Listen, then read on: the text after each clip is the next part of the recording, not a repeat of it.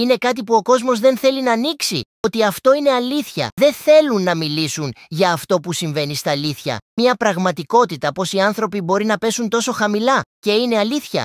Η πραγματικότητα είναι ότι αυτό υπάρχει εκεί έξω. Οποιοσδήποτε μπορεί να είναι έτσι.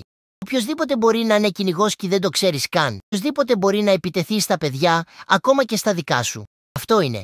Δείχνει πραγματικά έναν άνθρωπο τόσο παρανοϊκό που χάνει το μυαλό του και αποφάσισε να μιλήσει με ανηλίκους. Αποφάσισε να μιλήσει με μια ανήλικη κοπέλα. Το έχει κάνει πολλές φορές και πάλι χάνει το μυαλό του. Το πιο ανησυχητικό είναι μπορεί να βγάλει ένα όπλο και να βλάψει κάποιον. Το χειρότερο είναι ότι κανείς δεν ξέρει πώς θα αντιδράσει. Κανείς δεν ξέρει. Είναι απλά μια ενίγματα. Και το χειρότερο είναι ότι αυτό συμβαίνει κάθε μέρα. Συμβαίνει κάθε μέρα στην Ευρώπη, στην Αμερική, παντού. Μπορεί να συμβεί σχεδόν σε όλους και κανείς δεν το συζητάει. Κανένας δεν μιλάει για αυτούς που μπορούν να μπουν και να ξεκινήσουν να πυροβολούν ανθρώπους.